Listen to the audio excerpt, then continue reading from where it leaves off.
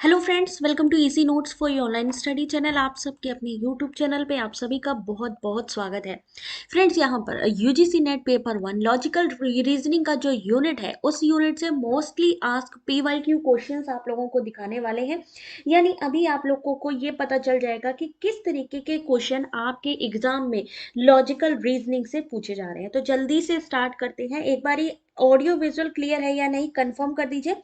तो यहाँ पर आगे की क्वेश्चन जो है हम आपको दिखाना स्टार्ट कर देंगे। स्टार्ट करेंगे लॉजिकल रीजनिंग। याद रखिए, ये जो पीडीएफ है उन्हीं को मिलेगी जो पूरी क्लास अटेंड करेंगे, क्योंकि इस पीडीएफ में कंप्लीटली उन क्वेश्चंस को डाला गया है जो एग्जाम में पूछे जाने के पूरे पूरे चांसेस है। तो स्टार्ट करने से पहले आप सभी से रिक्वेस्ट है, एक बार जल्दी से थम्स अप कर दीजिएगा। ठीक है, जल्दी से थम्स अप कर दीजिए। स्टार्ट करते हैं आज के इस क्वेश्चन को। तो यूजीसी नेट पेपर 1 रीजनिंग के मोस्टली आस्क्ड क्वेश्चन आप सभी लोगों के सामने। पहला क्वेश्चन आप सभी के सामने, आंसर करिए question number 1। Truth and falsehood are predicates of argument and validity invalidity are predicate of statement। Question number 1 आपने आंसर करना है इस क्वेश्चन का। एग्जाम में अभी तक हम लोग जो पढ़ रहे थे, जो एमसीक्यूज पढ़ रहे थे, अब जरा उस टॉपिक पे चले जाते हैं जहां से एग्जैक्टली क्वेश्चंस आ रहे हैं। तो ऐसे क्वेश्चन को पढ़िए क्योंकि ये आएंगे एग्जाम में। तो चलिए देखते हैं इस क्वेश्चन का सही आंसर।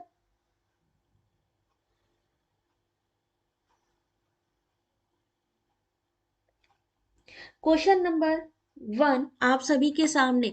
याद रखिए, यहाँ किसकी बात करी गई है? तर्क। तर्क यानी स्टेटमेंट, या सॉरी, यहाँ पे की गई है आर्ग्यूमेंट की बात, स्टेटमेंट की बात की गई है नीचे, यानी कथन। अभी आप लोग जो देख रहे हैं वो क्या है? कथन। क्या देख रहे हैं? स्टेटमेंट्स देख रहे हैं। तो यहाँ पर आपको पता है स्टेटमेंट कैसे हो सकते हैं, या तो सही हो सकते हैं या गलत हो सकते हैं। इसी से ही आप अंदाजा लगा लीजिए। तो क्वेश्चन नंबर 1 सही आंसर है। ऑप्शन नंबर 1 दोनों ही सही है। यानी सत्य और असत्य तर्क के निर्धारक है, यानी कि आर्ग्यूमेंट, जो हम आर्ग्यूमेंट करते हैं, जो तर्क है वो सही है गलत, वैधता अमान्यता कथनों के निर्धारक है इसमें। ठीक है, तो क्वेश्चन नंबर 1, ऑप्शन नंबर 1 सबको प्रॉपर दिख रहा है ना? 1 होगा कि बी होगा इस क्वेश्चन का सही आंसर? इस क्वेश्चन का सही आंसर, ये जो ऑप्शन दिया गया है ए, ये सही है या नहीं? दोनों ही गलत है यहाँ पे। क्यों? क्योंकि इन दोनों को आपस में आपको इंटरचेंज कर देना है। क्योंकि स्टेटमेंट कैसा हो सकता है? सही या गलत हो सकता है, और जो आपका आर्ग्यूमेंट है वो वैलिड या इनवैलिड हो सकता है। तो यहाँ पर इस क्वेश्चन का सही answer option number B. Question number 2 आप सभी के सामने, आंसर करना शुरू करिए।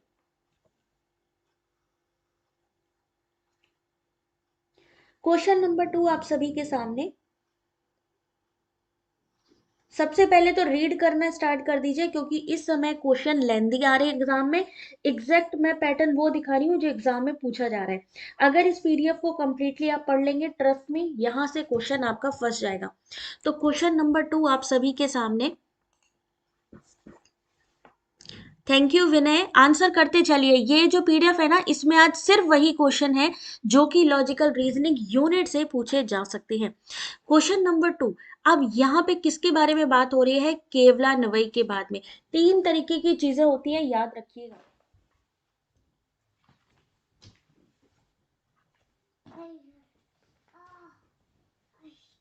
कौन कौन सी चीजें हैं? एक होती है केवलान्वयी, एक होती है अन्वय व्यतिरेकी, और एक तीसरी कौन सी होती है? केवल व्यतिरेकी।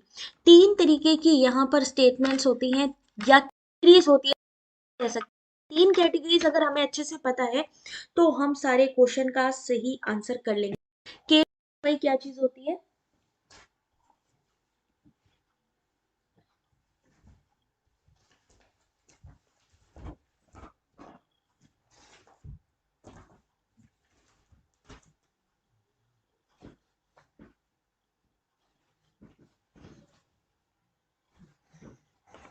केला नवई, ऑप्शन क्वेश्चन नंबर 2 सही आंसर है ओ ए।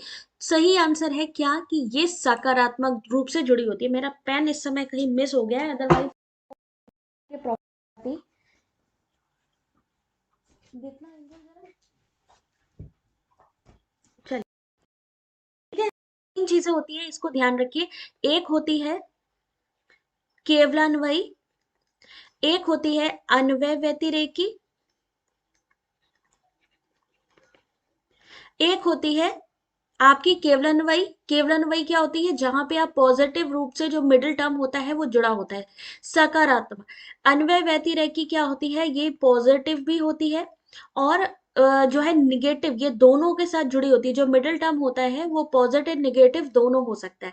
एक होता है केवल व्यतिरेकी, केवलान्वय केवल व्यतिरेकी, व्यतिरेकी जिसमें लिखा होता है वो कैसा होता है? केवल व्यतिरेकी जिसमें होता है वो निगेटिव मिडिल टर्म में जाता है। ठीक है, ये तीन चीजें आप लोग समझ लोगे तो बिल्कुल भी टेंशन नहीं होने वाली एग्जाम में, क्योंकि इन तीनों से रिलेटेड क्वेश्चन आता है।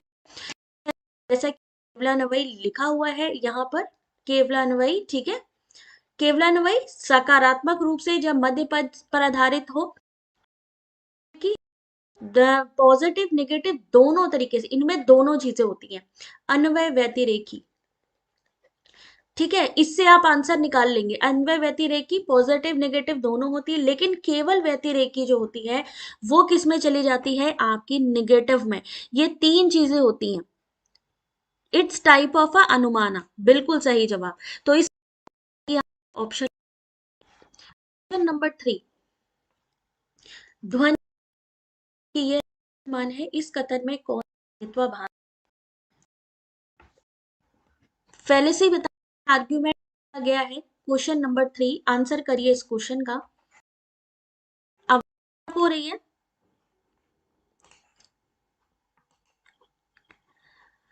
क्वेश्चन आप लोगों को प्रॉपर दिखने चाहिए। क्वेश्चन को पढ़ते जाइए और आंसर करते जाइए।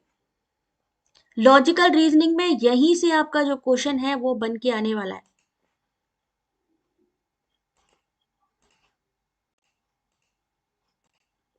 ठीक है, क्वेश्चन नंबर 3 सही आंसर क्या होगा? ऑप्शन नंबर सी, स्वरूप सिद्ध। ध्वनि का कोई स्वरूप है? नहीं, ध्वनि एक गुण है। क्योंकि ये दृश्यमान है तो यहाँ पर ये तर्क दोष है, क्योंकि वो दिखती नहीं है, इसलिए यहाँ पर किस तरीके का हो जाएगा? स्वरूप सिद्ध तर्क दोष। क्वेश्चन नंबर 4 है आप सामने, आंसर करिएगा।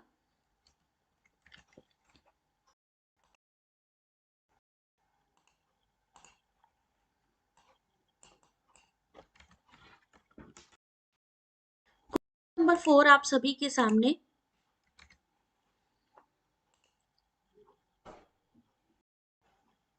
और इस क्वेश्चन सही आंसर है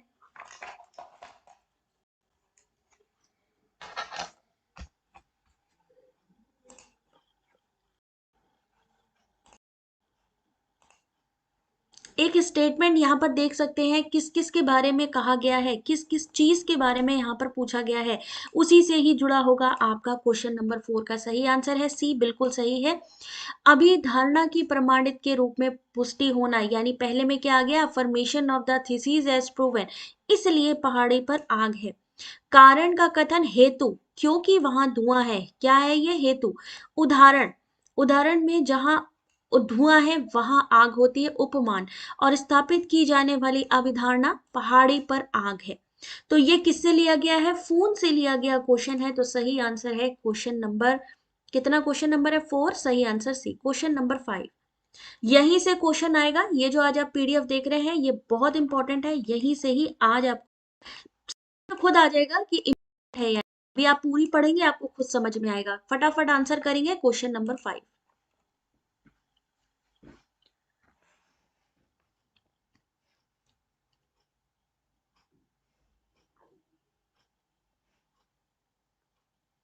दीपशिखा ने कहा है option number B. Question number 5 सही आंसर है बी, इफेक्ट साइज, बिल्कुल सही। कार्य आकार व प्रत्यय है जिसमें किसी शैक्षिक पद्धति में दत्त परिवर्तन से लाभ की मात्रा का वर्णन किया जाता है, और इस प्रकार यह पूर्वानुमान लगाया जा सकता है कि उस पद्धति का उपयोग हम क्या पूरा करने की आशा से करते हैं। Effect size. क्वेश्चन नंबर 6, असमव्याप्ति और समव्याप्ति। असमव्याप्ति सर्वव्यापी सकारात्मक तर्क वाक्य के समरूप है। सर्वव्यापी निषेधात्मक यानी निगेटिव प्रपोजिशन के स्वरूप है। निगेटिव और पॉजिटिव, समव्याप्ति असमव्याप्ति।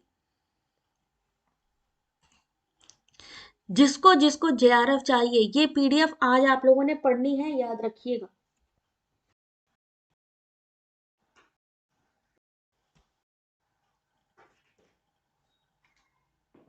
चीजें क्लैरिटी मिलती जाएगी आप लोगों की, बस आप लोग पढ़ते जाओ। क्वेश्चन नंबर 6 आपने कहा है 6 का ऑप्शन नंबर बी कि दोनों ही गलत है। असमव्याप्ति सर्वव्यापी सकारात्मक तर्क वाक्य के रूप में समरूप है। सर्वव्यापी निषेधात्मक तर्क वाक्य के स्वरूप है। असमव्याप्ति, जहां पे समव्याप्ति, यहां पर क्या होगा, दोनों कथन सही है कि दोनों, यहां पर ऑप्शन दिया है ऑप्शन नंबर ए, लेकिन इस क्वेश्चन का सही आंसर होना चाहिए ऑप्शन नंबर बी। तो यहां पर ये जो स्टेटमेंट है ये गलत है। असमव्याप्ति किसी चीज में ना होना, असमव्याप्ति कोरस्पॉन्डेंट टू अफर्मेटिव, यूनिवर्सल अफर्मेटिव यानी सकारात्मक। और दूसरा चीज इन्होंने दी है सर्वव्यापी समव्याप्ति, यानी समव्याप्ति निगेटिव में होना, ये गलत चीज है। तो यहां पर ऑप्शन नंबर बी ही रिवर्स है, बिल्कुल सही, रिवर्स है ये चीज दोनों। रिवर्स वाले क्वेश्चन सबसे ज्यादा इस समय पूछे जा रहे हैं। ठीक है, क्वेश्चन नंबर 7, जब आप उस चीज के बारे में जानते हैं तो तुरंत पकड़ लेंगे कि वहां पर कहां पे गलती हो रही है। Two contrary statement can not both be false, two contrary statement can not both be true. किसके बारे में बात हो रही है, कॉन्ट्रेरी स्टेटमेंट के बारे में बात हो रही है। कॉन्ट्रेरी स्टेटमेंट कौन से होते हैं, पहले तो ये पता होना चाहिए कि एक्चुअली में कॉन्ट्रेरी स्टेटमेंट्स कौन से होते हैं।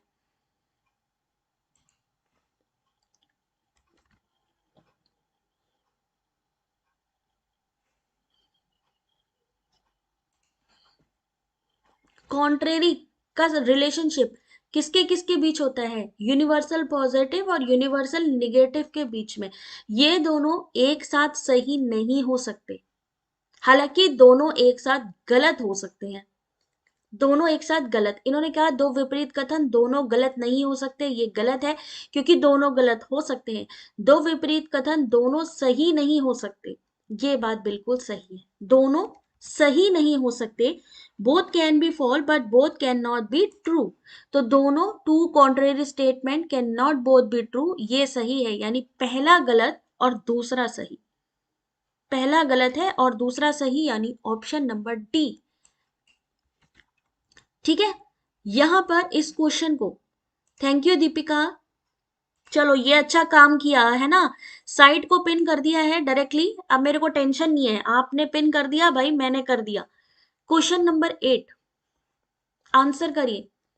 अब अभी हमने कॉन्ट्रेरी संबंध पूछा, अगर मैं पूछूं सब कॉन्ट्रेरी संबंध किसके किसके बीच में होता है, सब कॉन्ट्रेरी रिलेशनशिप किसके किसके बीच में होता है, या उप विपरीत संबंध किसके किसके बीच में होता है, कौन से क्वांटिफायर है, क्वेश्चन नंबर 8 पहले तो ये पता होना चाहिए।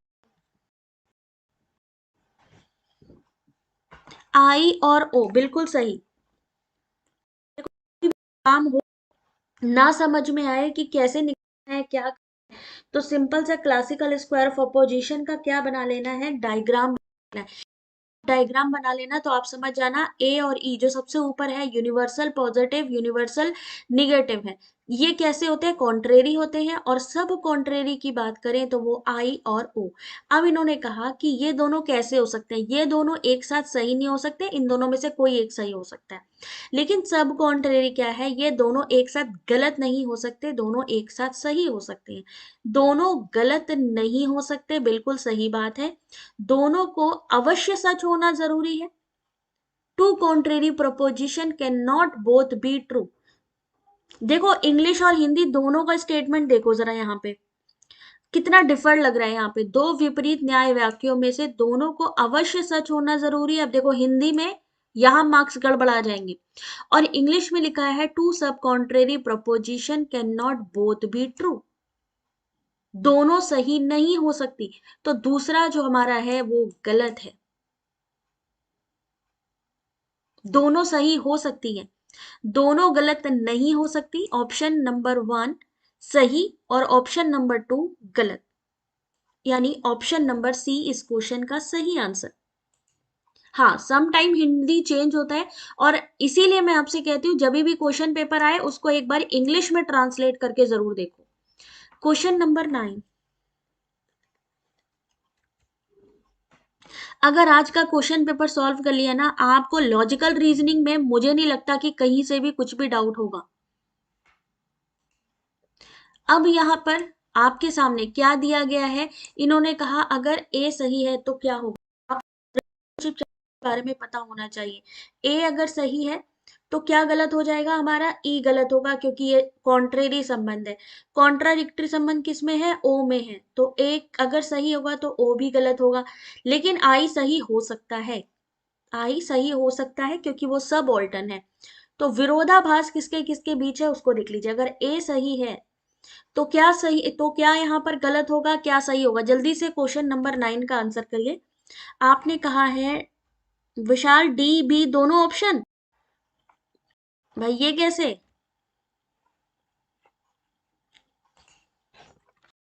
दो में से कोई एक ही आंसर इस क्वेश्चन का ही हो सकता है। क्वेश्चन नंबर 9 सही आंसर है ऑप्शन नंबर बी। यानी कि अगर ए सही है तो नेचुरल सी बात है ओ गलत है और ई गलत है। अगर ई सही है यानी निगेटिव चीज अगर सही है तो क्या होगा, ए गलत हो जाएगा क्योंकि ये दोनों में से कोई एक ही सही हो सकता है, और आई भी गलत हो जाएगा क्योंकि वो कॉन्ट्राडिक्टरी है। तो यहीं से ही आपके दो ऑप्शन से ही आंसर बन जाएंगे। Question number 10। लिजार्ड रेप्टाइल अगर किसी चीज से रिलेटेड है, टेनिस कोर्ट से रिलेटेड है, बुल काउ, बॉटनी प्लांट, तो वैसे ही आपको मैचिंग करनी है। इस बार भी जून के री एग्जाम में ऐसा पैटर्न आया है, आपको आंसर करना है इस क्वेश्चन का।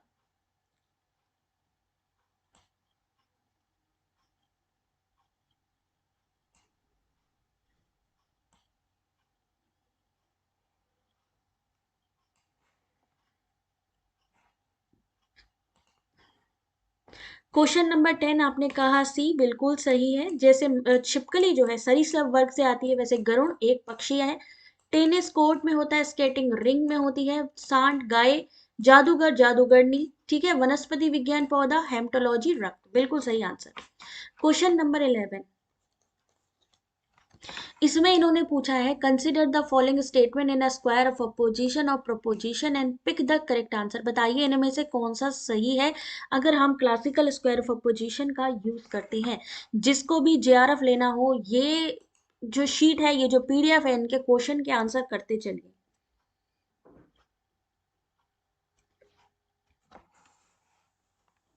कोई भी, हाँ बिल्कुल, एसएस के किसी भी एक से दो पॉइंट से आप पूरा देख सकते हो।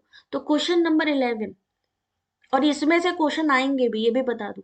अगर ए गलत दिया है तो ई सही है, ए सही दिया है तो ओ सही है, ई गलत है तो आई सही है, या आई सही है तो ई सही है। तो question number 11 option number B, बिल्कुल सही जा रहे हैं। Option number B classical square of opposition का question number 11 option number B. Question number 12। Question number 12 आप सभी के सामने, आंसर करिए। सभी पाठ्य पुस्तकें सावधानी पूर्वक अध्ययन हेतु अभिप्रेरित पुस्तकें हैं। कुछ संदर्भ पुस्तकें ऐसी पुस्तकें हैं जो सावधानी पूर्वक अध्ययन हेतु अभिप्रेरक पुस्तकें हैं, तो कुछ संदर्भ पुस्तकें पाठ्य पुस्तकें हैं। क्या होगा यहाँ पे, question number 12। And distributed middle, किसी भी चीज को निकालने के लिए सबसे जरूरी क्या है, मिडिल टर्म का होना। ये क्वेश्चन पेपर में आया था, बिल्कुल आया था, और ये जो पीडीएफ है इसीलिए मैं इसको स्टार देती हूँ। बहुत मेहनत से बनाई है भाई, इसको पढ़ लेना दोबारा उठा करके भी। ये पीडीएफ से क्वेश्चन फंसेंगे आपके। Question number 12 option number D बिल्कुल सही है। अविभाजित हेतु का तर्क दोष, क्योंकि मध्य पद सावधानी पूर्वक अध्ययन हेतु अभिप्रेरक पुस्तकें अनुमान में विभाजित नहीं है। Question number 13। क्वेश्चन नंबर 13, तर्क दोष का नाम बताइए। कुछ अच्छे अभिनेता बलशाली मनुष्य नहीं है। सभी पेशेवर पहलवान बलशाली पुरुष होते हैं।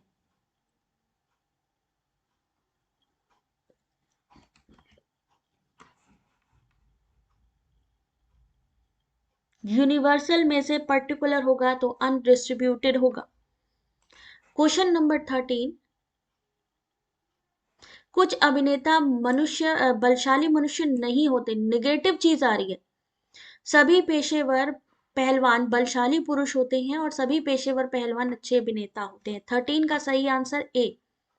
सकारात्मक निष्कर्ष नकारात्मक आधार वाक्य से प्राप्त दोष जो कि तब प्राप्त होते हैं जब तर्कपूर्ण वाक्यों में निष्कर्ष सकारात्मक हो, एक या दो नकारात्मक आधार वाक्य हो। तो पहला ही जो सेंटेंस है वो कैसा है, निगेटिव है। इसलिए यहाँ पर जब भी देख लीजिएगा, अगर आपका प्रीमाइसिस में पहली प्रीमाइस ये है, दूसरी प्रीमाइस ये है, अगर प्रीमाइस में निगेटिव जाएगा तो नेगेटिव आधार वाक्य आ जाएगा। लेकिन क्योंकि यहाँ पर जो कंक्लूजन है, इसलिए यानी कंक्लूजन है, कंक्लूजन पॉजिटिव है, इसलिए affirmative conclusion from negative premises. Question number 14, कुछ अच्छे अभिनेता बलिष्ठ व्यक्ति नहीं होते हैं। सभी वृत्तिक पहलवान बलिष्ठ व्यक्ति होते हैं और सभी वृत्तिक पहलवान अच्छे अभिनेता होते हैं। क्वेश्चन नंबर 14, शकुंतला आंसर करना। क्वेश्चन नंबर 14,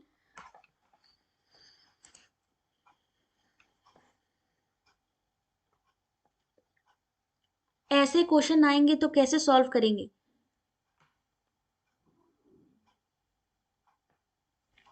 14 का सही आंसर बिल्कुल सही है, निषेधात्मक आधार वाक्य। क्यों? क्योंकि यहां पर भी निगेटिव सेंटेंस आया है, निगेटिव प्रीमाइस है।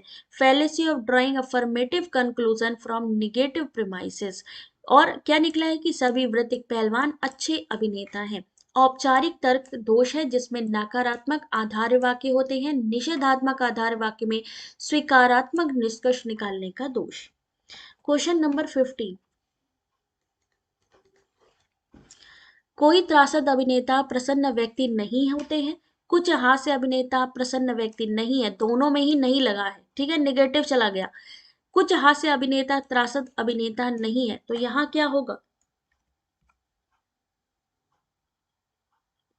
100 MCQ वाली मैराथन चैनल पर नहीं दिख रही है। विशाल, मेरे 2 वीडियो और भी गायब हैं। रिकॉर्डेड पूरी लाइव क्लास चली है। मेरे को अब ये लगता है यूट्यूब से डायरेक्टली बात करनी पड़ेगी, भाई गेम हो रहा है कुछ। क्योंकि मेरे वो जो क्लास 10 और 11 की भी बात की गई थी, मैंने भी चेक किया, वहां पर लाइव क्लास होने के बाद भी वो क्लास दिख रही है कि है, बट कहीं डिसअपियर है। तो अब ये इन्वायरमेंट वाले में भी कुछ करना पड़ेगा। ये यूट्यूब वाले पता नहीं क्या गेम कर रहे हैं, एनटीए से मिल गए लगता है जा करके। तो क्वेश्चन नंबर 15, सीधा सीधा क्या होगा इस सही आंसर, व्यावर्तक आधार वाक्य का दोष, ऑप्शन नंबर सी। जब भी दोनों आधार वाक्य याद रखिएगा, दोनों ही अगर नकारात्मक है, आधार वाक्य प्रीमाइस 1 प्रीमाइस 2 दोनों ही नकारात्मक होते हैं, तो वहां पर क्या हो जाता है, व्यावर्तक आधार वाक्य, है ना। अगला क्वेश्चन नंबर 60, उन्होंने कहा यार ये तो कहीं अपने ही क्वेश्चन ना पढ़ा दे, बाद में कह दे पेपर लीक हो गया, तो भाई कांड हो जाते हैं बड़े बड़े, है ना।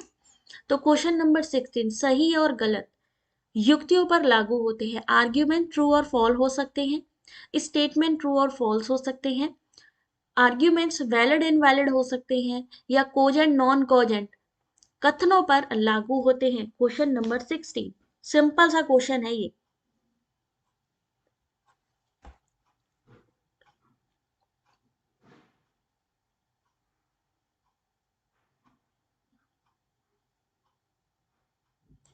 16 का आपने कहा बी आंसर बिल्कुल सही है, क्योंकि बी और सी ऑप्शन बिल्कुल सही है। सही और गलत कथन कैसे हो सकते हैं, अभी आप लोग क्या कर रहे हैं, स्टेटमेंट का ही तो आंसर कर रहे हैं। ये क्वेश्चन कैसा था, सही गलत वाला, ये सही गलत बताने वाले ही तो क्वेश्चन है। तो यहाँ पर सही और गलत कथनों पर लागू होते हैं, और युक्तियों पे यानी आर्ग्यूमेंट्स पे आपके क्या लागू हो जाता है, वैध और अवैध, वैलिड है या इनवैलिड है। क्वेश्चन नंबर 17, बहुत बार पूछा गया क्वेश्चन है ये, जो मैं आप लोगों को दिखा रही हूँ ना, बहुत बार रिपीट हो रहे हैं। विरोधी वर्ग में कुछ सदस्य मतदाता अगर नहीं है तो कौन सा कूट को सही माना जाएगा। Some members are not voters, यानी ओ सही है। ओ मतलब पर्टिकुलर निगेटिव।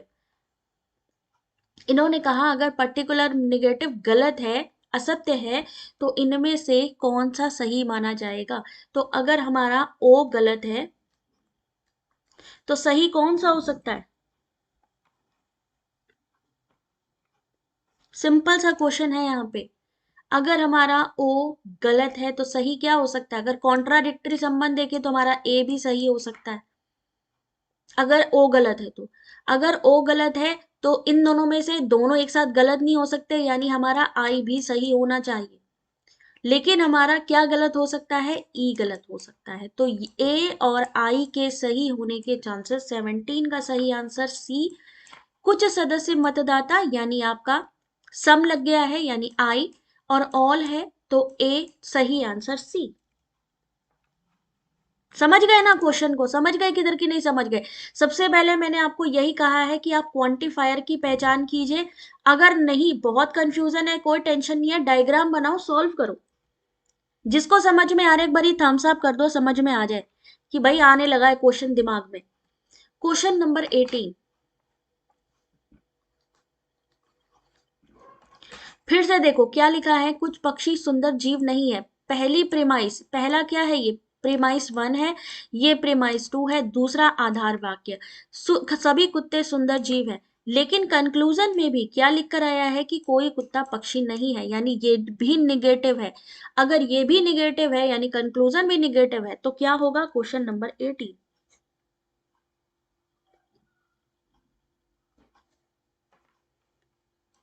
ध्यान से देखिए question number 18, option number B, आयुक्त साध्य प्रक्रिया दोष, fallacy of illicit process of major term. ये कब होती है।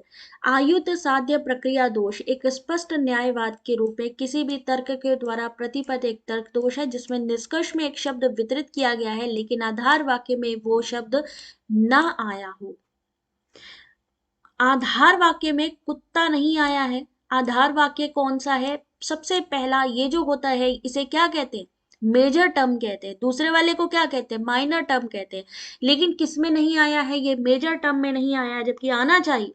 इसलिए सही answer option number B. Question number 19, जल्दी से इनका मूड और फिगर बताइए। Question number 19, mood and figure, classical square of opposition याद रखिए। ये क्वेश्चन वही लोग सॉल्व कर रहे हैं जो एग्जाम में जिनको जेआरएफ चाहिए, और अगर जेआरएफ चाहिए तो इतनी मेहनत तो बनती है। मूड एंड फिगर देखते ही आना चाहिए।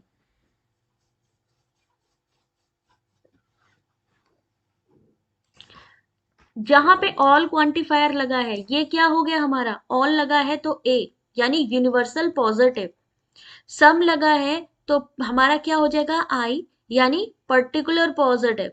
सम पेपर्स आर इगोइस्टिक, ये भी हमारा आई होगा क्योंकि ये भी पर्टिकुलर पॉजिटिव है, इनमें कहीं भी नो नहीं है। ठीक है, तो हमारा पहला तो मूड बना क्या, ए आई आई। अब इन्होंने कहा है कि इसमें आप बताइए कि फिगर कौन सा है। तो फिगर निकालने के लिए सबसे पहले क्या पता होना चाहिए, याद रखिए मिडल टर्म पता होना चाहिए। इनमें मिडल टर्म कौन सा है, मिडिल टर्म है आर्टिस्ट। मिडिल टर्म कौन सा है, आर्टिस्ट। और जब ये दोनों स्टार्टिंग में है, प्रीमाइस 1 और प्रीमाइस 2 के स्टार्टिंग में होंगे तो क्या होगा, फिगर 3। ऑप्शन नंबर सी इस क्वेश्चन का सही आंसर। नागेश्वरी समझ में आ रही है। अगर सबसे पहले मिडिल टर्म देखो, मिडिल टर्म कहाँ पे है। अगर ये मिडिल टर्म स्टार्टिंग में है तो फिगर 3 हो जाएगा। अगर दोनों एंड में है, एंड में लास्ट में, लास्ट में होगा तो क्या होगा, फिगर 2 हो जाएगा। ठीक है, ये स्टार्टिंग का है। अगर मान लीजिए पहला है मिडिल टर्म, जो मिडिल टर्म है स्टार्टिंग में है और दूसरे प्रेमाइस के लास्ट में है तो फिगर 1 हो जाएगा। और अगर मान लीजिए प्रेमाइस 1 के लास्ट में है और प्रेमाइस 2 के पहले है तो क्या होगा, फिगर नंबर 4। ठीक है, इस तरीके से पहली बार सुन रहे हैं, ये तो कराया हुआ क्वेश्चन है। आप लोगों को क्लास में ऑलरेडी इस चीज के बारे में मैंने बताया हुआ है। क्वेश्चन नंबर 19 सही आंसर है सी। 19 चल रहा है ना। क्वेश्चन नंबर 20, ये वाला क्वेश्चन इस बार एग्जाम में आया हुआ क्वेश्चन है, आंसर करिए। क्वेश्चन नंबर 20, एक क्वेश्चन है आप सभी के सामने।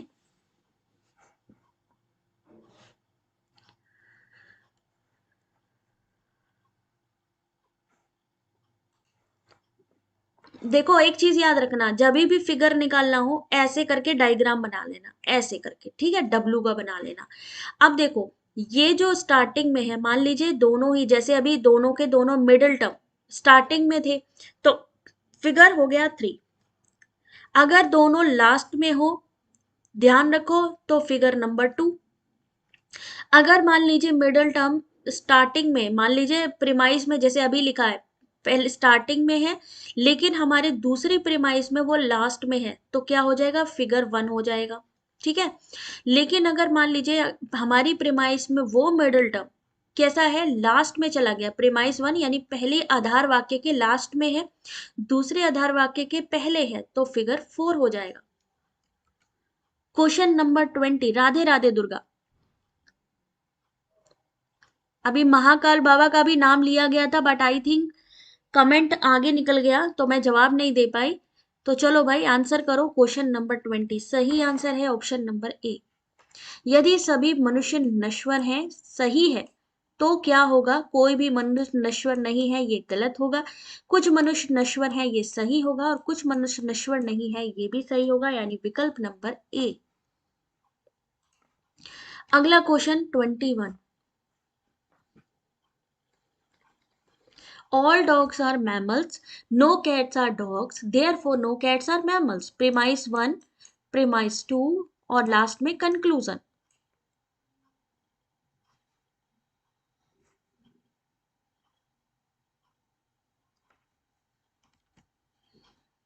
क्वेश्चन नंबर 21 आपने कहा ऑप्शन नंबर बी, अवैध साध्य।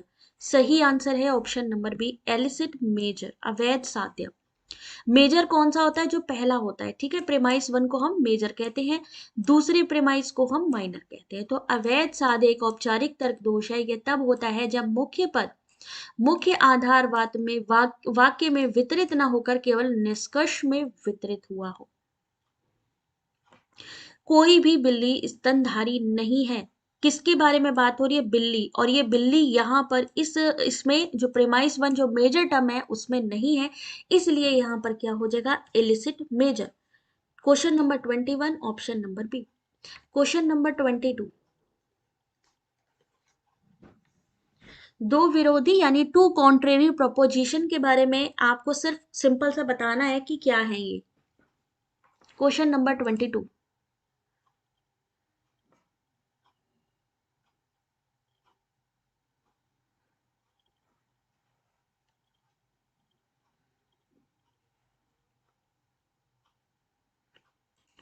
कॉन्ट्रेरी संबंध आपको बताया ही है मैंने, किसके बीच में होता है, यूनिवर्सल पॉजिटिव यूनिवर्सल निगेटिव के बीच में सार्वभौमिक संबंध होता है। तो दोनों क्या हो सकते हैं, दोनों में से कोई एक सही होगा, या तो ये या तो ये। तो दोनों सही हो सकते हैं, पहला ही गलत कर दिया। एक की सत्यता दूसरे की असत्यता को प्रकट करती है, दोनों गलत नहीं हो सकते, नहीं, ये दोनों सही नहीं हो सकते, दोनों एक साथ गलत हो सकते हैं।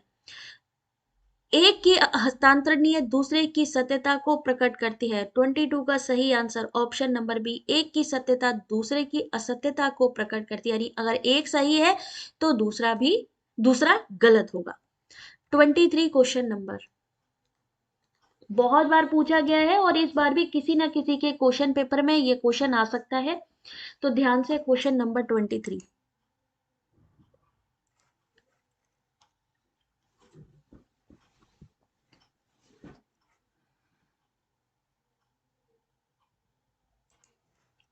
सही और गलत तर्कों पर लागू होते हैं, सही और गलत कथनों पर लागू होते हैं।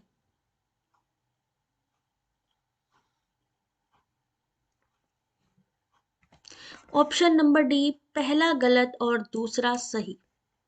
पहला गलत है और दूसरा सही है, क्योंकि तर्क जो होते हैं, आर्ग्यूमेंट कैसे होते हैं, वैलिड और इनवैलिड हो सकते हैं, ठीक है। अगला क्वेश्चन, क्वेश्चन नंबर 24, ध्यान से क्वेश्चन को पढ़िए और आंसर बताइए, देखते हैं कितने लोग सही कर पाएंगे।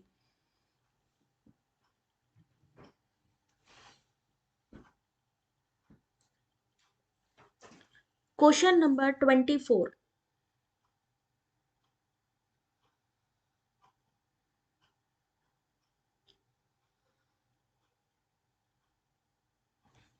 किसके बारे में है ये? फोन के बारे में, बिल्कुल सही।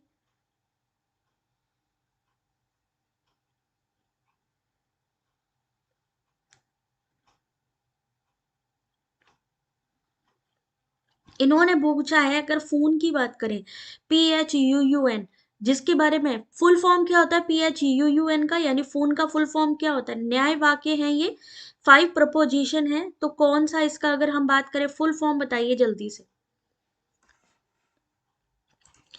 क्या पूछा है कि दूसरे नंबर पे क्या आता है? पी के बाद क्या आता है? एच आता है। एच मतलब हेतु, हेतु मतलब reason. 24 option number B. P से क्या होता है? प्रतिज्ञा। एच फॉर हेतु, यू फॉर उदाहरण, फिर क्या आता है? यू फॉर उपनय, और लास्ट में एन फॉर निगमन। फोन का फुल फॉर्म ये पूछा जाता है। प्रपोजिशन कितने प्रकार की होती हैं? तो 5 प्रपोजिशन होती हैं, 5 प्रपोजिशन। ये क्वेश्चन हमेशा एग्जाम में पूछा गया क्वेश्चन है और इस बार भी आएगा। पी फॉर प्रतिज्ञा, ये सामने है आपके लिखा है, पी फॉर प्रतिज्ञा। एच फॉर हेतु, हेतु मतलब रीजन, कारण, किसी चीज का क्यों हुई है वो घटना, ठीक है।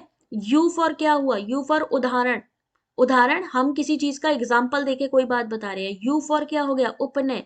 और एन फॉर क्या हो गया? निगमन, यानी लास्ट का जो हम कंक्लूजन निकालते हैं, ठीक है। अगला question, question number 25।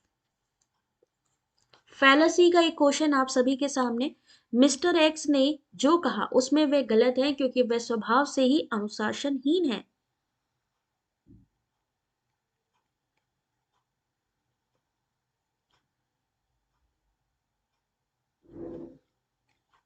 Add hominem, ad populum, ad hoc, ad मिजरिकॉर्डियम।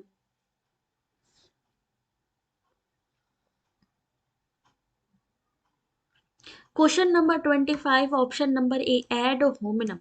Add hominem तब होता है जब आप किसी व्यक्ति के तर्क पर ध्यान ना देकर उसके व्यक्तित्व पर ध्यान देते हैं। मिस्टर एक्स को अनुशासनहीनता के आधार पर गलत कहा गया है।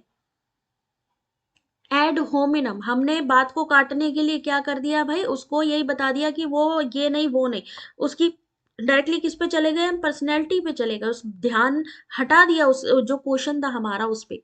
अगेंस्ट द पीपल, बिल्कुल सही जवाब, ठीक है। अगला क्वेश्चन, क्वेश्चन नंबर 26।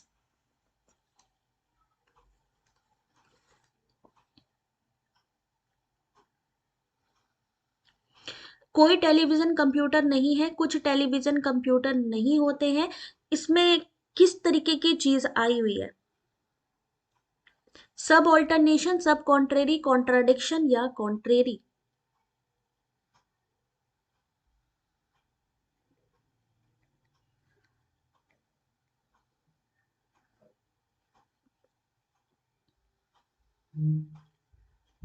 ये रिलेशनशिप बताएगा इनके बारे में, आपने वही चीज यहां पर देख के बताना है इस क्वेश्चन का सही आंसर।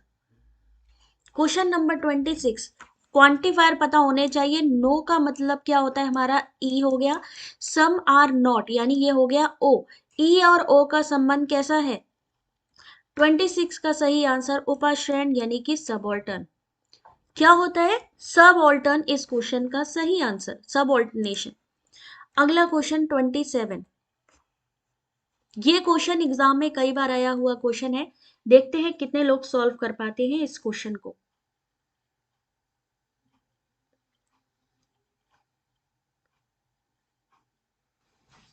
लिखा है कि a cluster of proposition with a structure that exhibit some inference is called. वह प्रतिगिप्ति गुच्छ जिसकी संरचना कुछ अनुमान दर्शाती है उसे हम क्या कहते हैं? वनिता क्या होगा? Ali, question number 27। Correct answer है option number B, an argument. 27 का सही आंसर, वह प्रतिगिप्ति प्रपोजिशन जिसकी संरचना कुछ अनुमान दर्शाती है उसे हम तर्कवाक्य कहते हैं। दो संज्ञा पद उद्देश्य विधेय के रूप में संबंधित होते हैं और उनके संबंध का कथन तर्कवाक्य कहलाता है। 28 question number, mode and figure बताइएगा जल्दी से।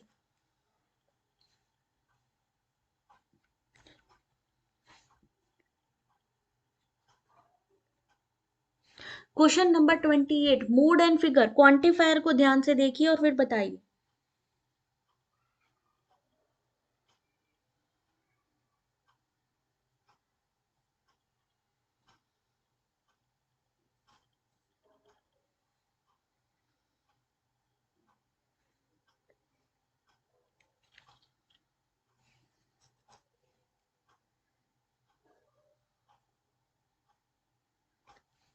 चलिए अब देखते हैं क्वेश्चन नंबर 28। अब जल्दी से मुझे पहले तो ये बता दो, इसका जो मिडिल टर्म है वो मिडिल टर्म इनमें से कौन सा है। क्वेश्चन नंबर 28 जिसने भी मिडिल टर्म बता दिया समझ में आ जाएगा कि उसको क्वेश्चन समझ में आ गए।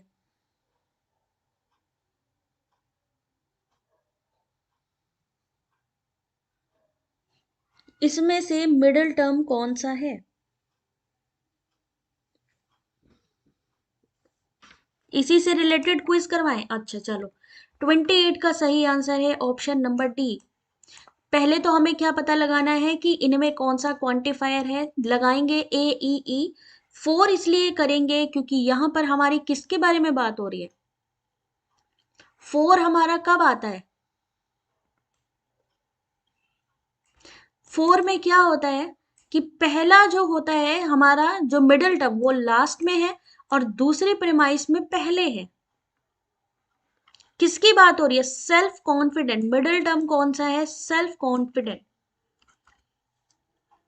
ठीक है, इसलिए इस क्वेश्चन का सही आंसर है option number D. 29 question number, बहुत बार पूछा गया क्वेश्चन और अभी अभी इसके बारे में बताया भी था। तो क्वेश्चन नंबर 29 आंसर करिए।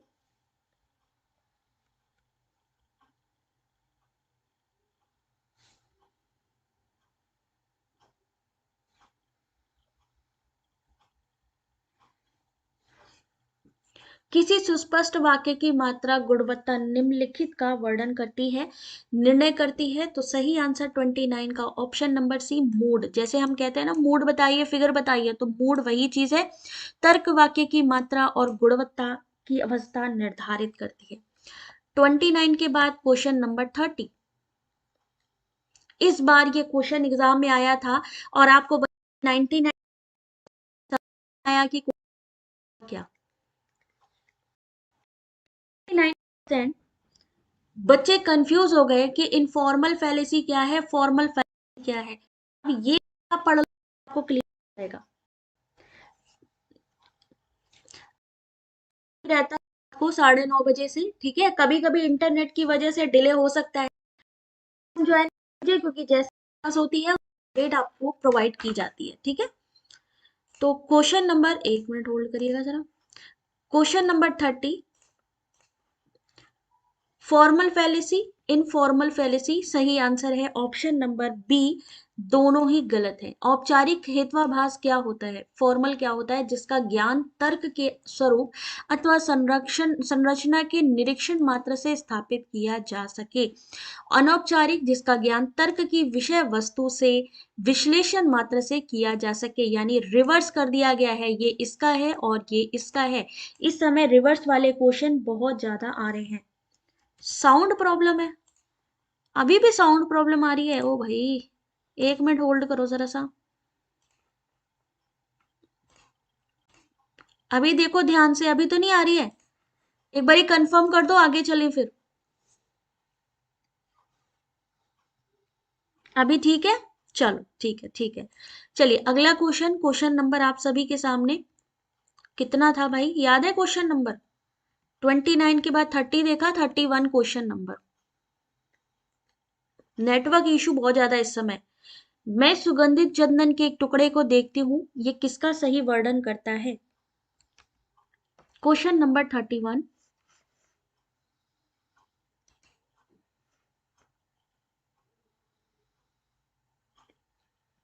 ज्ञान लक्षण, निर्विकल्प, सामान्य लक्षण या योगज?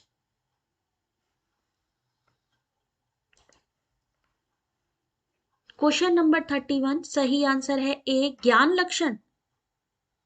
इस क्वेश्चन का ज्ञान लक्षण, मैं सुगंधित चंदन के एक टुकड़े को देखती हूँ, मुझे पता है वो क्या है, सुगंधित चंदन है। तो वहां क्या हो जाएगा? ज्ञान लक्षण हो जाएगा। Question number 32। पेन शब्द एक लेखन उपकरण अथवा पशुओं के बाड़े का सूचक हो सकता है। ऐसे मामले में कौन सा दोष समझा जाएगा? यानी दो जगह पे सेम शब्द जब यूज करेंगे तो वहां पर क्या हो जाएगा? पहले से किसी चीज का ज्ञान, उसे पता है कि चंदन सुगंधित है, पहले से ही पता है, तो इस वजह से वहां ज्ञान लक्षण हो गया। अगला क्वेश्चन यहाँ पे, पेन शब्द एक लेखन उपकरण, हाँ तो इसमें क्या होगा? इन्होंने कहा एक तरफ पेन को हम बता रहे हैं कि वो राइटिंग के काम आ रहे हैं और एक में कहा जा रहा है पशुओं के बारे में। तो 32 का सही आंसर ऑप्शन नंबर बी, इक्विविकेशन, संदिग्धता। एक जैसे शब्दों का दोष हो रहा है, लग रहा है कि सेम है बट एक्चुअली सेम नहीं है। 33 क्वेश्चन नंबर, ये वाला क्वेश्चन आप लोगों को बता दें दिसंबर 2023 के क्वेश्चन पेपर में पूछा गया था। यहां पर वो क्वेश्चंस आपको बता रहे हैं जो PYQ में रिपीट किए जा रहे हैं। ऐसे लक्षणों का समुच्चय जो केवल तथा उन सभी वस्तुओं में अवस्थित होता है जिसे एक खास पद के द्वारा इंगित किया जाता है, उसे क्या कहते हैं? कोनोटेशन, डेनोटेशन। अभी भी वॉइस कट रही है क्या मेरी?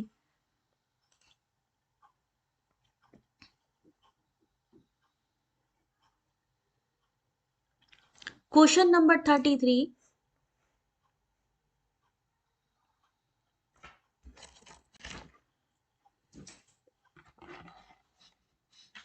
सही आंसर इस क्वेश्चन का option number A and B only. The intention of that term, connotation of that term. Denotation, dictionary meaning, connotation, emotional feeling. बिल्कुल सही। Connotation, denotation, सही आ रही है स्टडी फॉर सक्सेस? चलिए ठीक है, यहां पर अगर ये क्वेश्चन ना जाए तो आप ध्यान से देख लेना। और यहां पर आपके सामने अभी दीपशिखा ने भी क्लियरली कहा है डेनोटेशन क्या है, कोनोटेशन क्या है। हेलो सौरभ, आंसर करते चलिएगा क्योंकि यहां से क्वेश्चन आएंगे एग्जाम में। क्वेश्चन नंबर 34, जब मध्य पद साध्य पद से सकारात्मक और नकारात्मक दोनों रूपों से संबंधित है, अभी अभी आपको बताया था, तो अनुमति क्या कहलाती है? देन इन्फ्रेंस इज कॉल्ड, क्या बताया था? केवलान्वयी, केवल व्यतिरेकी, अन्वय व्यतिरेकी। इनमें दोनों पॉजिटिव नेगेटिव, गब्बर आंसर करो, negative positive. Thank you Saurabh. ठीक है, जो निगेटिव पॉजिटिव दोनों में जाएगा वो किस में चला जाएगा? अन्वय व्यतिरेकी। पॉजिटिव माइनस दोनों को ले रहे हैं, केवल व्यतिरेकी सिर्फ माइनस को लेता है यानी नकारात्मक, केवलान्वयी सिर्फ प्लस को लेता है। इसको याद रख लीजिएगा, ये प्लस साइन याद रखिएगा, एग्जाम में आएंगे इन तीनों के ही बारे में। 34 का सही आंसर ऑप्शन नंबर डी। 34 के बाद 35, क्वेश्चन को रीड करने की कोशिश करिए। वहां पर आपको क्वेश्चन खुद से रीड करने हैं, रीडिंग हैबिट बहुत जरूरी है वहां पे। क्वेश्चन नंबर 35, कुछ जानवर खूंखार होते हैं, यानी सम लगा है, दूसरे में सम के साथ नॉट लगा है, तो सम और सम नॉट ये किसके अंतर्गत आता है? जहां पे केवल सम लिखा हो, केवल फ्यू लिखा हो, ये क्या हो जाएंगे? पर्टिकुलर पॉजिटिव, जिसे हम आई बताते हैं, जिसको हम किससे डिनोट करते हैं? आई से। लेकिन वहां जहां सम के साथ नॉट लगा हो या फ्यू के साथ नॉट लगा हो, उसे हम क्या कहेंगे? निगेटिव में चले जाएंगे, पर्टिकुलर निगेटिव, जिसको हम कहेंगे ओ। तो यहाँ पे आई और ओ का यहाँ पर है, तो आई और किसका रिलेशनशिप बनाते हैं? ये बनाते हैं सब कॉन्ट्रेरी का, यानी सब कॉन्ट्रेरी मतलब उपविपरीतार्थक, आई और ओ। ठीक है, अगला क्वेश्चन 35 के बाद ऑप्शन नंबर डी, बिना देखे ही सही कर रहे हैं आप लोग।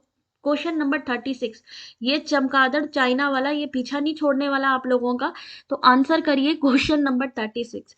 इनमें से कौन सा एक साथ सही नहीं हो सकते हैं किंतु एक साथ गलत हो सकते हैं? There are two statements can't be true together but can be false together.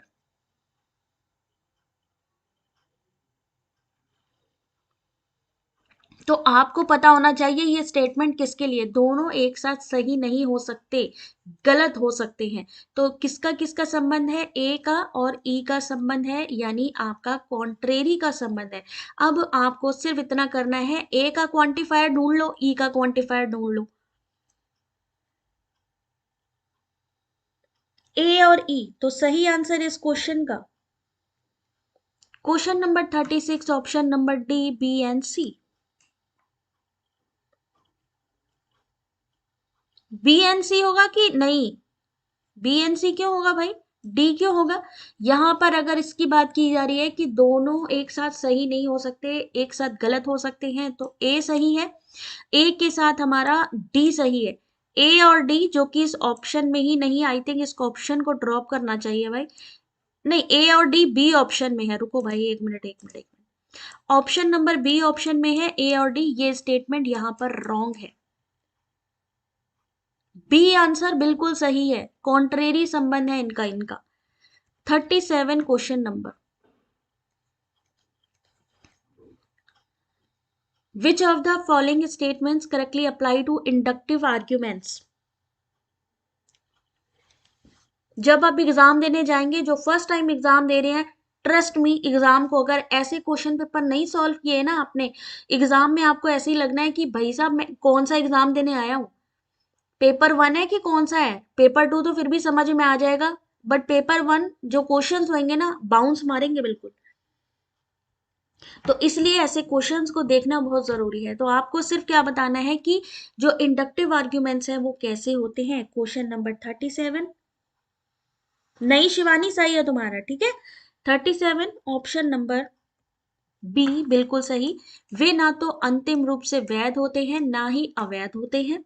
आगमनात्मक तर्क इंडक्टिव, जो कि ना तो अंतिम रूप से, there are neither conclusively valid nor invalid. नए आधार वाक्य को शामिल करने से तर्कवाद सशक्त और दुर्बल हो सकता है। क्वेश्चन नंबर 38, यदि श्रुति और स्मृति के बीच स्पर्धा होती है तो श्रुति स्मृति, एक बार थोड़ा सा मैं आपको दिखा देती हूँ, जरा पढ़ लो एक बार।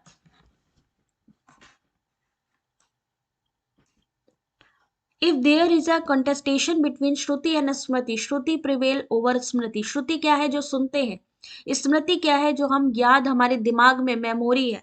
तो श्रुति वेदों उपनिषदों के दार्शनिक पहलुओं को दर्शाती है, जबकि स्मृति दार्शनिक विचारों का एक अनुप्रयोग है।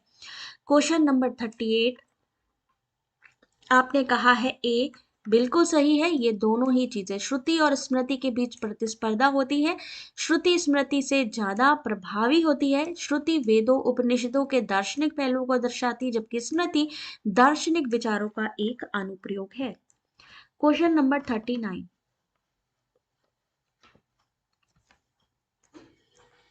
क्वेश्चन नंबर 39, उस तर्क की पहचान करिए जो ज्ञात से अज्ञात का गमन करता है। निगमनात्मक, deductive, reductive, inductive, analogical. Question number 39, भाई क्या बात है, लाइक कर दो जल्दी से, बड़ी मेहनत से बनाए हैं ये क्वेश्चन। और ये क्वेश्चन एग्जाम में 100% क्वेश्चन आएंगे इसमें से आपके। आप में से जो भी 1 से 19 जनवरी के बीच में एग्जाम जो पढ़ रहा है, सबके क्वेश्चन पेपर में, अभी जनवरी का एग्जाम हो, आने वाले जून का एग्जाम हो, या आने वाले दिसंबर का एग्जाम हो, यहां से क्वेश्चन रिपीट जरूर होंगे। 39 का सही answer option number C, inductive argument. शिक्षण सूत्र विशिष्ट से सामान्य, स्थूल से सूक्ष्म, ज्ञात से अज्ञात की तरफ जाता है। इस विधि में शिक्षार्थी को विभिन्न उदाहरण प्रस्तुत किए जाते हैं, फिर उन्हीं के माध्यम से विषय वस्तु और सिद्धांत का प्रतिपादन किया जाता है। तो आगमनात्मक तर्क, ज्ञात से अज्ञात। Question number 40,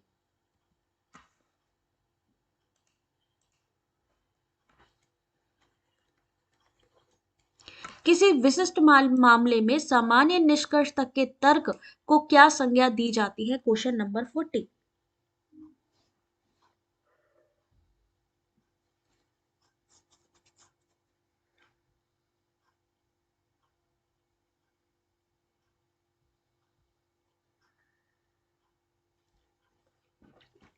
question number 40, correct answer is option number B inductive logic, किसी विशिष्ट मामले से सामान्य निष्कर्ष तक के तर्क को आगमनात्मक तर्क कहा जाता है। इनके बारे में डिटेल है और डिटेल को पढ़ना जरूरी है। जिन्होंने नहीं पढ़ा इसके बारे में पहले तो पढ़ते जाइएगा। क्वेश्चन नंबर 41, ये क्वेश्चन अभी आपके जून के जो एग्जाम कैंसिल हुआ है उसमें आया था। जो जून का एग्जाम कैंसिल हुआ है ना, उसमें पूछा गया क्वेश्चन था। कौन सा आगमनात्मक तर्क में पूर्व कल्पित है?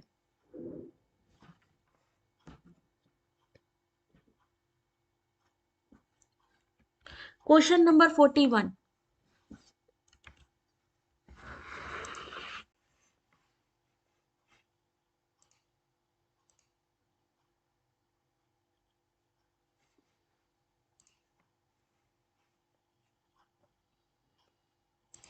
इस क्वेश्चन का जो सही आंसर है,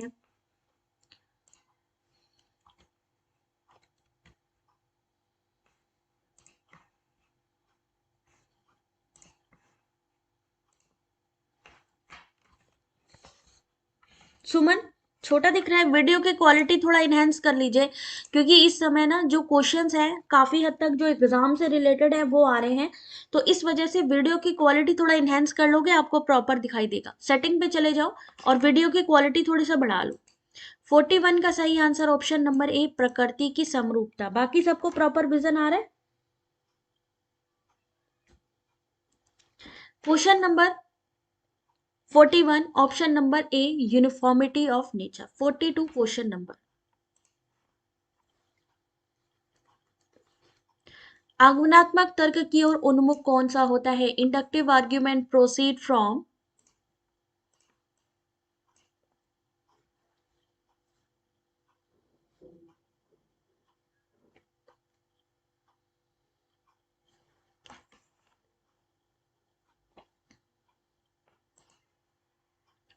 question number 42, correct answer is option number B, विशेष से व्यापक या विशेष से सामान्य की ओर। Option number B, particular to universal. अगला क्वेश्चन, गलत कथन को पहचानिए। क्वेश्चन नंबर 43, गलत कथन को पहचानिए।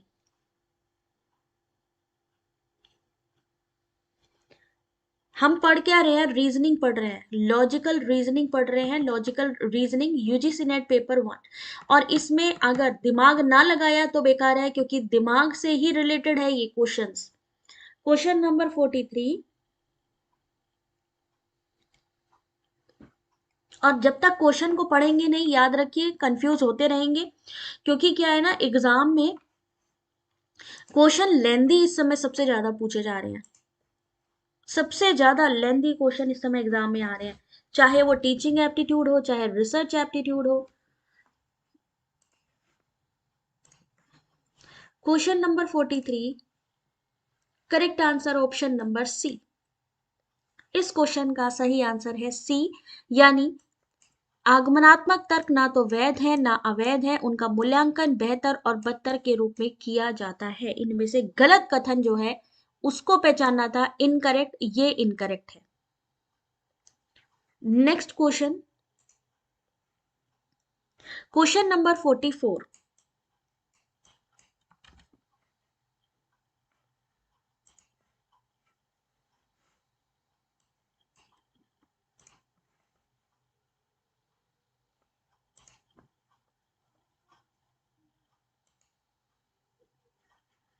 आपने कहा 44 का सही आंसर सी।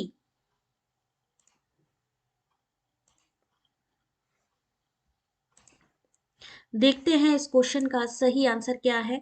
लिखा है, हेतु साध्य से इसके कारण के रूप में संबंधित है, कारण और परिणाम, और इसका पूर्व पद भी है। सब पूर्व पद कारण ज्ञान से उस परिणामिक प्रभाव, कारण और प्रभाव से संबंधित इनमें से कौन सा है? क्वेश्चन नंबर 44 सही आंसर है सी, सामान्यतो दृष्टा। सामान्यतो दृष्टा इस क्वेश्चन का बिल्कुल सही है। हेतु साध्य से इसके कारण के रूप में संबंध है और इसके पूर्व पद भी, तो क्या हो जाएगा? सामान्यतो दृष्टा। अगला क्वेश्चन, अभी आपने इंडक्टिव पढ़ा, जरा सा बताइए डिडक्टिव क्या होता है? क्वेश्चन नंबर 45, अभी इंडक्टिव पढ़ा, अब आपको इससे क्लैरिटी मिल जाएगी इंडक्टिव क्या है, डिडक्टिव क्या है। बस आपको एक पीडीएफ पढ़नी है बस। जिन्होंने पहले नहीं पढ़ा हुआ है उनके लिए बहुत इजी हो जाएगा। Question number 45, correct answer is option number B, universal to particular. निगमनात्मक प्रक्रिया सार्वभौम से विशेष की ओर शिक्षण के निगमन विधि से सामान्य से विशिष्ट अथवा सामान्य विशिष्ट से विशिष्ट उदाहरण की ओर बढ़ती जाती है। अगला क्वेश्चन एनालॉजी से क्वेश्चन है ये वाला, क्वेश्चन नंबर 46। ऐसे ही लेंदी क्वेश्चन आएंगे, इसीलिए जब कैंडिडेट एग्जामिनेशन से हॉल से बाहर निकलते हैं वो क्वेश्चन का आंसर नहीं कर पाते हैं कि किस तरीके के क्वेश्चन आए हैं, क्योंकि ऐसे क्वेश्चन पढ़ के पहली बात या तो वो समझेंगे कि डिडक्टिव की बात हो रही है या इंडक्टिव की बात हो रही है, बट क्वेश्चन किससे रिलेटेड है, यहाँ पे एनालॉजी से रिलेटेड है। तो question number 46, Nivedita question number 46 क्या होगा सही answer? Option number C, B, C and E option सही है। ये आगमनात्मक प्रकार का तर्क है, यह गणितीय दृष्टि से निश्चित और नहीं होता है, इससे निष्कर्ष तार्किक आवश्यकता के साथ आधार वाक्यों से नहीं निकलते हैं। Next question,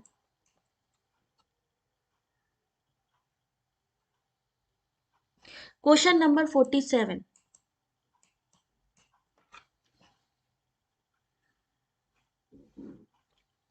hypothetical, deductive, inductive, analogical. लक्ष्यहीन व्यक्ति ऐसे कंप्यूटर की तरह है, किसी की तरह होना क्या कहलाता है? सीधा सीधा एनालॉजिकल कहलाता है। सही आंसर डी, बिल्कुल सही जवाब आपका। 47 option number D. 48 question number, नीचे चार विकल्प दिए गए हैं, ऑप्शंस हैं तंत्रिका विज्ञानी, हृदय रोग विशेषज्ञ, कीमियागर, स्त्री रोग विशेषज्ञ। तो आपको बताना है ये क्या है, किस से कौन से ऐसा है जो इन श्रेणियों से संबंधित नहीं है। 48 का सी बिल्कुल सही है, कीमियागर। क्वेश्चन नंबर 48 के बाद इसका आंसर हृदय रोग जो हृदय से संबंधित विकारों का इलाज है, स्त्री रोग महिलाओं से संबंधित है, और कीमियागर प्राचीन रसायन का अध्ययन किया जाता है। अगला क्वेश्चन, क्वेश्चन नंबर 49, ये किस तरीके से इससे संबंधित है? Question number 49,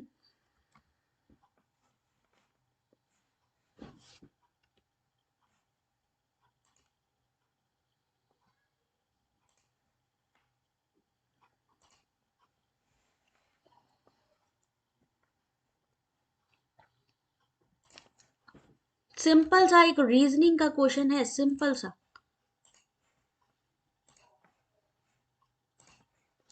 question number 49, correct answer है ऑप्शन नंबर बी। इस क्वेश्चन का सही आंसर ऑप्शन नंबर बी होगा। ठीक है, समाचार पत्र प्रेस में छपते हैं, कपड़ों का उत्पादन मिल में होता है, कुत्तों का घर कुत्ता घर है, चूहा बिल में रहता है, मुर्गी का बच्चा चूजा कहलाता है तो गाय का बछड़ा होता है, अंधकार लैंप से दूर होता है तो पानी से प्यास बुझती है। अगला क्वेश्चन, क्वेश्चन नंबर 50, नीचे PQRST दिए गए हैं तीन शब्दों के समूह, उसमें से आपको बताना है ये किस चीज के बारे में प्रदर्शित किया गया है, यानी ये किसको रिप्रेजेंट करता है डायग्राम।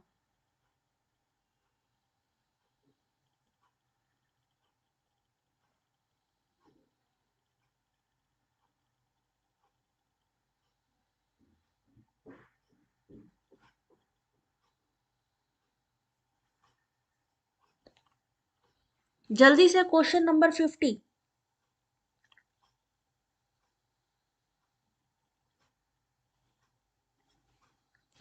सही आंसर है इस क्वेश्चन का ऑप्शन नंबर बी। यहां पर इनमें से कौन सा चार विकल्पों में प्रदर्शित किया गया है? The following diagram PQRS are explain by group of three words and represented in a four options, which option is not represented in a diagram, जो उसमें नहीं है, प्रदर्शित नहीं होता है, तो सही आंसर है बी। बी ही सही है, जो रिप्रेजेंट नहीं हो रहा है। रंग है लाल और नीला, बिल्कुल सही है। एनिमल, मैमल, काऊ, ये भी यहाँ पर दिख रहा है।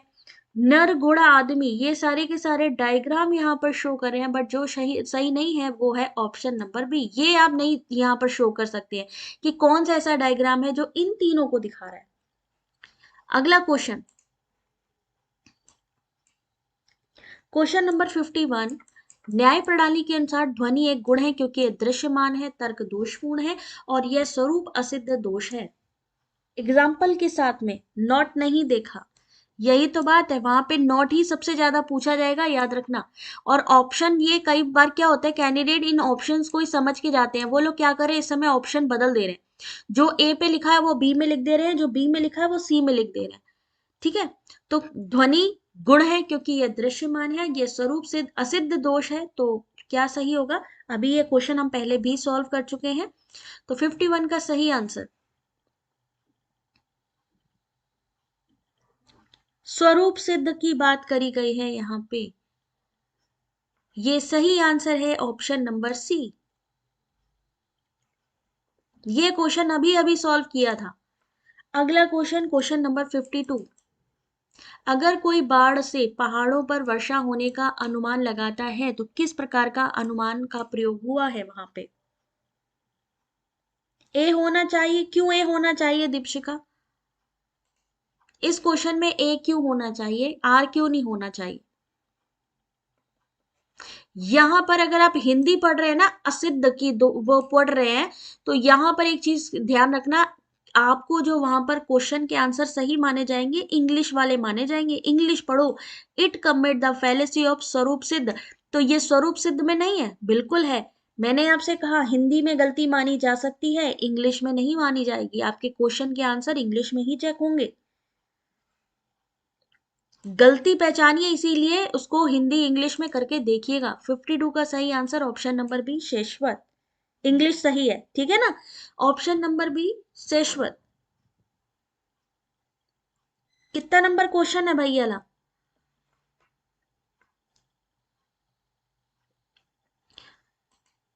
52 का ऑप्शन नंबर बी, ठीक है। 53 क्वेश्चन नंबर, अभी आपने ये सब देखा वो तो बात ठीक है, बट अगर मैचिंग में आ जाएगी तो क्या करेंगे। सामान्य लक्षण प्रत्यक्ष, ज्ञान लक्षण प्रत्यक्ष, योगज प्रत्यक्ष, अलौकिक प्रत्यक्ष। ए 100 कॉज एंड इफेक्ट, वहां पर लैंग्वेज समझ रहा ना, ये क्वेश्चन पेपर वहीं से है, तो कितना झोल होता है वहां पे। चलो भाई, यहाँ पे इस मैचिंग का आंसर करना है आपको, क्वेश्चन नंबर 53। है बी लीगल टॉक, आर कानपुर। जल्दी से भाई कानपुर वाले आगे आ जाओ भाई। क्वेश्चन नंबर 53 आपने कहा है सी, निवेदिता ने कहा है 4, तो भाई देखते हैं सही आंसर। सही आंसर है 4 यानी कि डी। सामान्य लक्षण किससे संबंधित है, पदार्थों के समग्र वर्ग का प्रत्यक्षीकरण जाति के माध्यम से। ज्ञान लक्षण किसी पदार्थ का प्रत्यक्षीकरण जो इंद्रियों के संपर्क में हो पूर्व ज्ञान के द्वारा, ज्ञान लक्षण जो हमें पूर्व ज्ञान हो। योगज प्रत्यक्ष क्या होता है, ध्यान से उत्पन्न अधि सामान्य शक्तियों के कारण सभी पदार्थों के भूत दूरस्थ भविष्य कांता प्रज्ञा जन प्रत्यक्ष होना। और अलौकिक क्या चीज है, अलौकिक पदार्थ वास्तव में इंद्रियों हेतु उपस्थित नहीं है, एक विशेष माध्यम के द्वारा प्रस्तुत हो। नेक्स्ट क्वेश्चन, क्वेश्चन नंबर 54 इस बार के एग्जाम में पूछा गया क्वेश्चन, ये एग्जाम पूछा गया क्वेश्चन है, क्वेश्चन नंबर 54 आंसर करिए।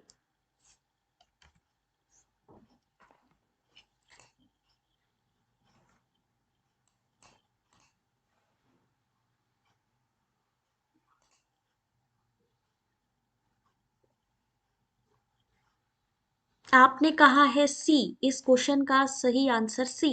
देखते हैं भाई सही है कि नहीं, option number C. Question number 54 option number C बिल्कुल सही है। सबसे पहले फोन का पी, हेतु, उदाहरण, उपनय और लास्ट में निगमन। Very good job, very good job. चलिए next question, question number 55।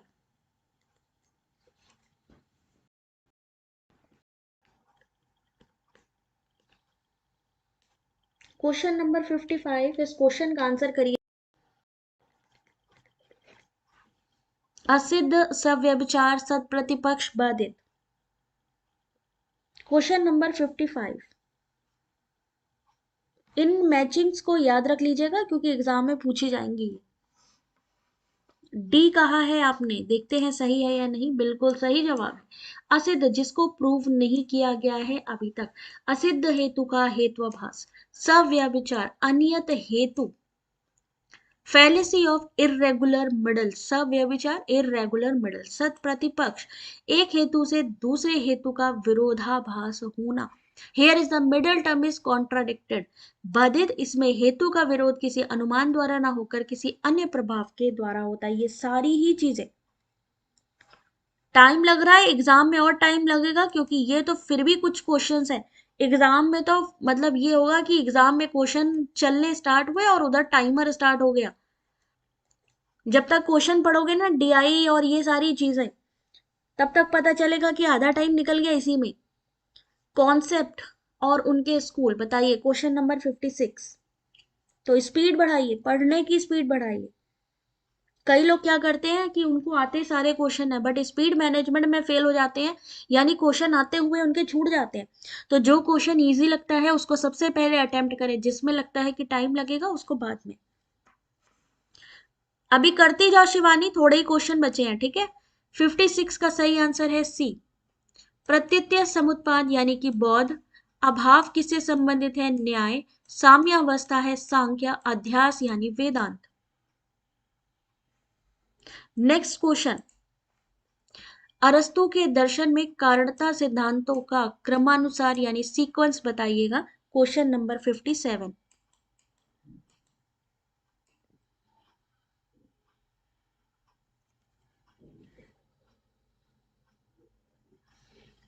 Question number 57, material cause, efficient cause, formal cause, final cause. Question number 57,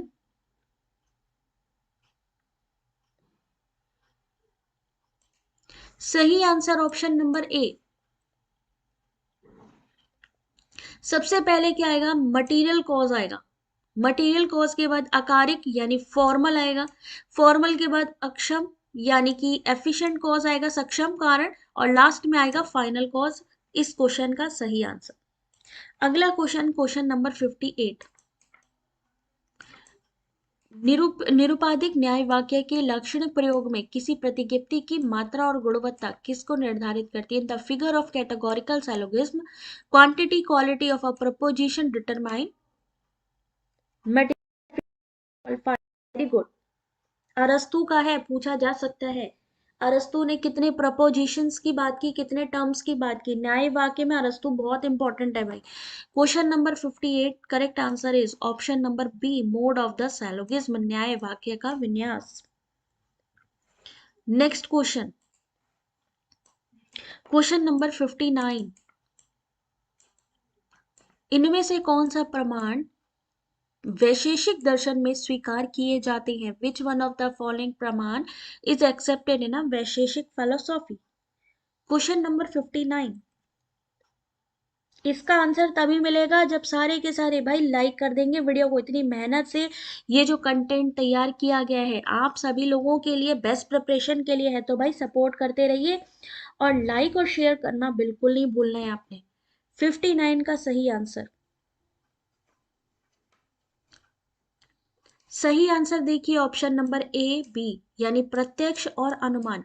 पूछा जा सकता है वैशेषिक दर्शन में किसको एक्सेप्ट किया गया है, न्याय में किसको एक्सेप्ट किया गया है, ठीक है, मीमांसा में किसको एक्सेप्ट किया गया है। अगला क्वेश्चन, इस बार यहां से क्वेश्चन आया था एग्जाम में, क्वेश्चन नंबर 60, कॉन्सेप्ट और उनके फिलोसोफर। क्वेश्चन नंबर 60, न्याय में 5 प्रपोजिशन थी, 3 टर्म्स है, लेकिन अरस्तु के 3 प्रपोजिशन एंड 3 टर्म्स, ठीक है। क्वेश्चन नंबर 60, अरस्तु, डेस्कॉर्ट, लॉक और कॉन्ट ने कौन सी चीज यहां पर दी है। क्वेश्चन नंबर 60, ये आप लोग याद कर लीजिएगा, अगर दो भी मैचिंग अगर आपकी फंस गई तो बाकी सॉल्व कर लेंगे। तो question number 60 correct answer is option number C. घटना परासत्ता कांड की है, संभावना वास्तविकता अरस्तू की है, मन शरीर द्वैत व डेस्कॉर्ट का है, प्राथमिक गौड़ गुण lock. Next question, question number 61, लघु पद में मध्य पद की उपस्थिति को क्या कहते हैं? टेस्ट सीरीज ही चल रही है थोड़ी, सौरभ है ना। अभी यहाँ पर ये मैं लॉजिकल रीजनिंग, एक्चुअली कल मैंने एमसीक्यूज कराए हैं 100, ठीक है। कल 100 एमसीक्यूज की क्लास हुई है, तो मैंने कहा आज ऐसे क्वेश्चन दिखा देते हैं जो एक्चुअली में एग्जाम में पूछे गए। डेट इज वाई आज इन क्वेश्चंस की सीरीज लाई हूँ। कल भी एक न्यू सीरीज आप लोगों के सामने होगी, यानी न्यू क्वेश्चंस होंगे, तो be ready. Question number 61 correct answer is option number B, पक्षधर्मिता। पक्षधर्मिता, लघु पद में मध्य पद की उपस्थिति। नेक्स्ट क्वेश्चन, क्वेश्चन नंबर 62, कौन सी प्रणाली वेदों के विरोधात्मक है? जैसा कि वेदों में आती है ऑर्थोडॉक्स, हेटेरोडॉक्स के बारे में पूछा है कि हेटेरोडॉक्स कौन सी है, जो वेदों को नहीं मानते। कौन नहीं मानता है वेदों को? Question number 62।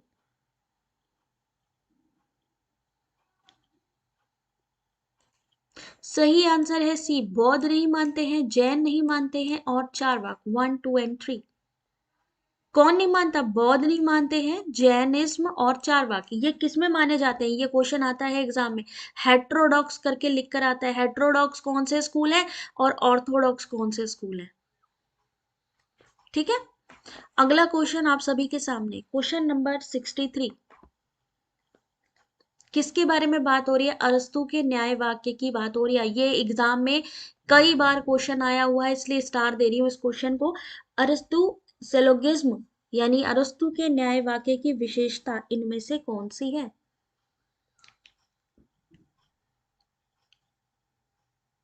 क्वेश्चन नंबर 63,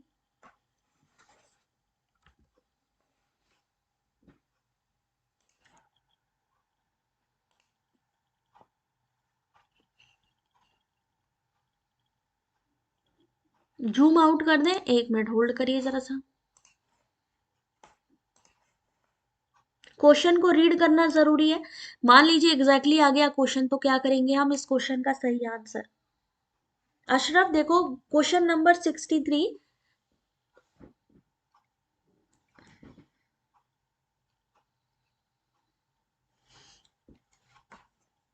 ठीक है, पढ़ लिया क्वेश्चन? ऑप्शंस देखिए,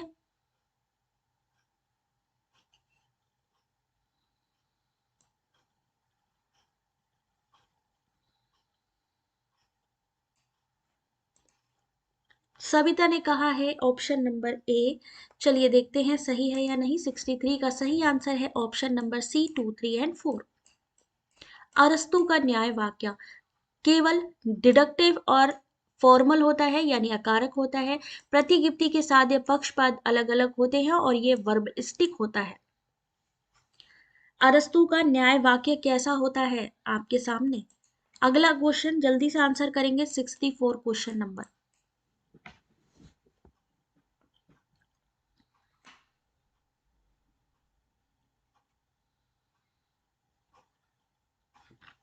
अरस्तु, हीगल, ह्यूम, कांट, इनकी कॉन्सेप्ट की बात करी गई है, तो बताइए जरा इस मैचिंग का सही आंसर।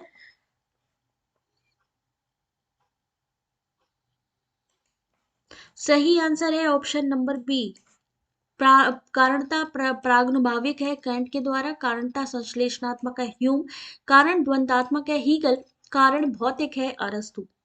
इस क्वेश्चन का सही आंसर बी। अगला क्वेश्चन, क्वेश्चन नंबर 65, न्याय, बौद्ध वेदांत और जैन दर्शन। अब यही क्वेश्चन हो सकता है आपके स्टेटमेंट में पूछे जाएं, हो सकता है मैचिंग में पूछे जाएं, या मल्टीपल चॉइस क्वेश्चन में पूछे जाएं। फॉर्मेट चेंज हो सकता है, लेकिन आएंगे क्वेश्चन यहीं से ही। क्वेश्चन नंबर 65, आपने कहा है बी, बिल्कुल सही आंसर है। स्याद्वा जैन दर्शन, अनुपलब्धि वेदांत, अपो बौद्ध दर्शन, अभाव न्याय। Next question, question number 66। फिर से एक मैचिंग है लेबनीज, कैंट, अरस्तु और डेस्कार्ट द्वारा। Question number 66।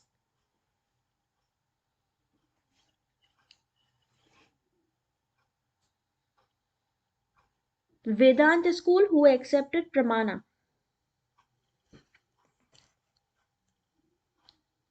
इसके बाद में टेलीग्राम पर क्विज होगी, आप लोग वहां पर ज्वाइन करना ना भूले। साथ ही साथ टेलीग्राम के अलावा व्हाट्सएप चैनल पर भी होगी, तो वहां पर भी ज्वाइन करना ना भूले। इन दोनों की ही लिंक आपको वीडियो के डिस्क्रिप्शन पर मिल जाएगी, ठीक है। और ये जो पीडीएफ है ये भी आपको टेलीग्राम पर मिलेगी, तो भाई जल्दी से ज्वाइन कर लीजिएगा। क्वेश्चन नंबर 6 का सही आंसर देखिए, ऑप्शन नंबर बी, विशुद्ध तर्क के विरोध कांट हो गया, विरोधाभास का नियम अरस्तु, स्पष्टता विशेषता देकार्ड की है, पूर्व नियत सामंजस्य लाइबनिज का है। तो यहाँ पर क्वेश्चन नंबर 66 के बाद क्वेश्चन नंबर 67, बस आई थिंक लास्ट क्वेश्चन होना चाहिए। बर्कले, कांट, ह्यूम और प्लेटो। Question number 67।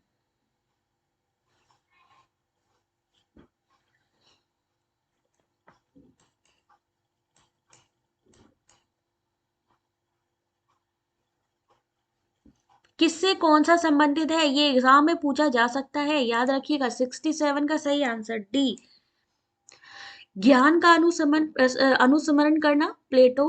ज्ञान या तो विश्लेषणात्मक या संश्लेषणात्मक है, ह्यूम। ज्ञान संश्लिष्ट प्राक्नुभव है, कांट। और ज्ञान बोध और बोध ज्ञान है, Berkeley. Question number 67, 68 question number.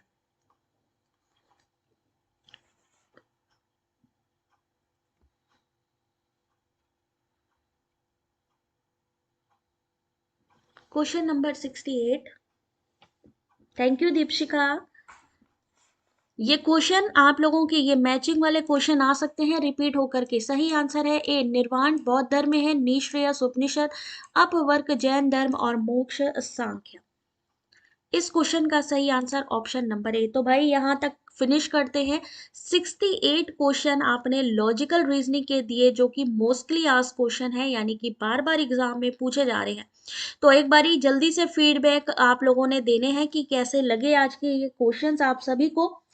Concept clear हो गए? क्लियर हो गए सबको कॉन्सेप्ट? तो भाई यहाँ पर अब ये जो पीडीएफ है टेलीग्राम पे ले लीजिएगा, टेलीग्राम पे जल्दी से जुड़ जाइए। कल भी होगी क्लास, ठीक है। तो कल मिलेंगे आप लोगों से। वीडियो को लाइक करते रहिए, शेयर करते रहिए। भाई गाइस, आप लोगों को मैं बता दूं, थोड़ा ही टाइम रह गया है। किस चीज का मैं आपको बता दूं, सब्सक्राइबर 2 लाख होने वाले हैं। भाई जितनी जल्दी बढ़वा लोगे उतना अच्छा। आपका ये चैनल है, आप लोग नहीं चाहते हैं कि 2 लाख हो जाए, तो भाई जल्दी से अपने चैनल पे ज्यादा से ज्यादा लोगों को अटैच कीजिए, ज्यादा से ज्यादा लोगों को जोड़िए। मिलते हैं नेक्स्ट वीडियो में, तब तक अपना ध्यान रखिए। Take care, God bless you. Saurabh, शाम का टाइम रहता है, टेलीग्राम ज्वाइन कर लीजिए, तागेश्वर सौरभ, जिससे कि आप लोगों को टाइमिंग पता चल सके। टेलीग्राम ज्वाइन कर लीजिए, ठीक है। 8:30 बजे के बाद क्लास होती है, तो 8:30 बजे आप लोग हमारे चैनल को देख सकते हैं, ठीक है। नोटिफिकेशन के लिए टेलीग्राम अगर ज्वाइन नहीं किया भाई, टेलीग्राम ज्वाइन कर लो, व्हाट्सएप चैनल ज्वाइन कर लो। यहाँ पर क्लास से पहले मैं खुद वहां पर आप लोगों के लिए जो है लिंक शेयर करती हूँ, साथ ही निवेदिता भी शेयर करती है। तो इसलिए इन सब से जुड़े रहिए, ठीक है। तो चलिए मिलते हैं नेक्स्ट वीडियो में, तब तक अपना ध्यान रखिए। Take care, God bless you.